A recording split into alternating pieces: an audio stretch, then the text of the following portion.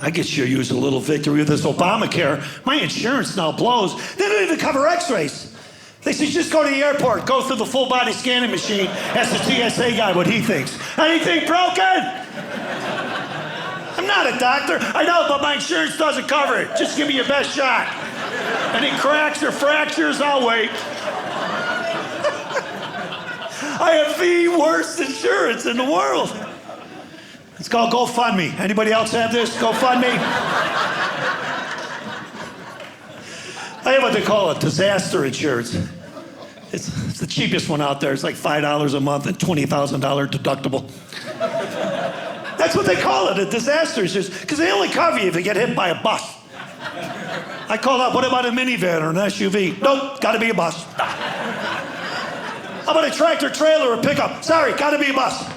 That's gotta be a city bus. Can't be a Greyhound or a yellow bus. Man, I should have read the fine print. I thought it was for all buses. So now when I get sick, like a sore throat or something, instead of going to the doctors and paying $200 out of pocket, I just throw myself in front of a bus. Not at full speed. I wait till it's at the red light. I make eye contact with the driver. As soon as it turns green, I just pop out and let it hit me. Hopefully he stops. And then when they're x-raying my leg at the hospital, hey, well, you're x-raying that. Will you check my throat? I think I got a sore throat.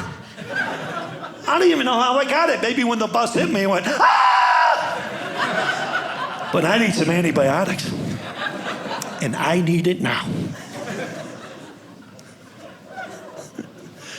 I'm thinking about dropping my health insurance altogether, just keeping my auto insurance. Yeah. Then when my kids get sick, get in the car. We're gonna get a little fender bender. Just stop real quick in front of someone. Oh man, look what you did. You gave my kid an earache. The insurance people, how did the accident cause an earache? I don't know. Her head hit the window, maybe there's bacteria in the window. What am I, a doctor? I'm gonna do your job for you? Just pay for a loser. Nickel and dimer, gouger. Everybody's gouging, aren't they? This whole country's gone gouging crazy. Pharmaceutical companies, how about that? These people should be tarred and feathered. I'll tell you a true story. A little fungus under my big toenail, so I go to the doctors. Can you get rid of this? He says, yeah, you need Lamisil in the pill form. You take one a day for 90 days, comes 30 in a bottle, it's $300 a bottle. It's $900 to get rid of toe fungus? He's like, yeah, you could live with it, can you? I guess. But you know what? He was right. I hated it at first, but then it kind of grew on me. No, I says, listen, Doc. I'm working a cruise ship next week. We stop in Mexico. Maybe you get it cheaper over the counter. I'm in Ensenada, right? I'm at the pharmacy. I go, you got Lamisil in the pill form? He says, yeah, I got the generic. I says, what is it a bottle? He says, $30. I said, really? He says, yeah, how many you want? I want a whole suitcase. I'm gonna start selling this in the States right in the corner for half off. I'll still make a killing. What's the worst that could happen if they catch me? They could throw me in jail for selling Lamisil? What are you in here for, coke, heroin? No, toe fungus medicine. You guys are fun. So fun.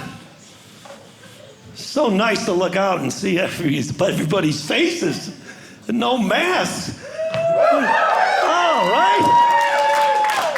I was doing shows, I couldn't tell if people were smiling or not. I'm like, do these people hate me? I hated wearing that mask. First time I put on a mask, March of 2020, after 10 minutes, I went and bought stock in Altoids. I couldn't stand my own breath. I'm like, how come nobody's told me? A real friend would have said something. No wonder I can't get a second date. I fixed that pronto. There's nothing worse than halitosis. I don't care. You could be going out with Halle Berry. After a while, it's like, woman, you gotta drink some Listerine or Drano or kill whatever inside you, some probiotics. I try to kiss you, I'm tearing up.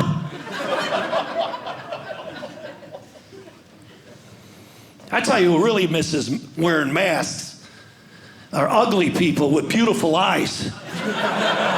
They were finally getting their due, self-included.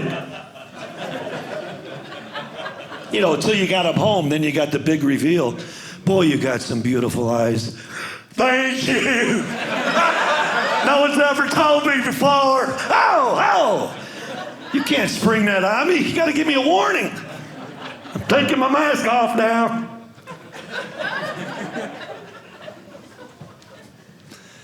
I saw a commercial for reverse mortgages. Tom Selleck was the pitchman. Can you believe this? Tom Selleck? The guy's never stopped working. I'm supposed to believe he's got a reverse mortgage? At least use somebody who's believable. Like Gary Busey'd be perfect.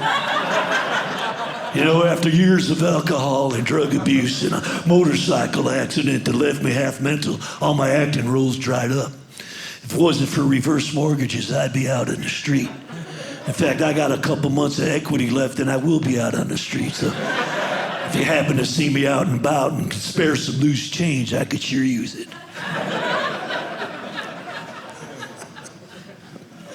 A lot of things I don't get. I was watching that show on Fox, When Animals Attack, and people that live to talk about it. Aren't you embarrassed enough you got attacked by the animal? Why do you want to put your dumb stuff on national television? I couldn't believe the grizzly was that ferocious. He looked like a big teddy bear. When I stuck my head into the cage, all I wanted to do was hug him. Who knew he'd do this to me? Apparently everybody but you. Weed out the herd.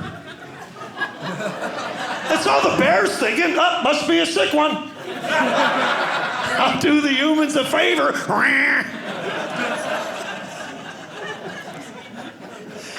Some things you just shake your head at, right? Like that lady on CNN. Did you see this? She had a 153-pound tumor removed. What was going on there? How do you let it get that big? You think somewhere along the line, let's say after 50 pounds, let's just say 50, she would have went, oh, the heck is that? Kind of snuck up on me.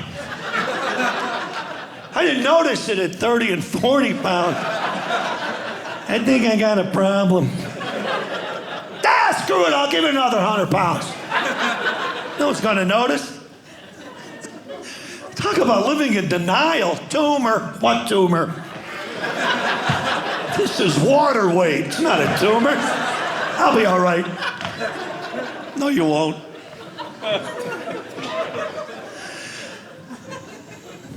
I tell you what I don't get. I don't get people that die trying to climb Mount Everest.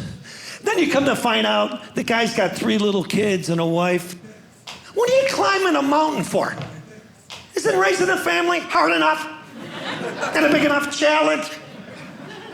People are like, at least he died doing what he wanted to do. Shut up. What about being there for your kids and your wife? Isn't that noble anymore? It's like he's telling his wife and kids, come here, guys, gather around. I got to tell you something. I'd rather climb a 30,000-foot mountain with an ice pick and a rope in 40 below temperatures than to be with you. You want to spend time with me? Meet me at the base of the mountain or go fly a kite.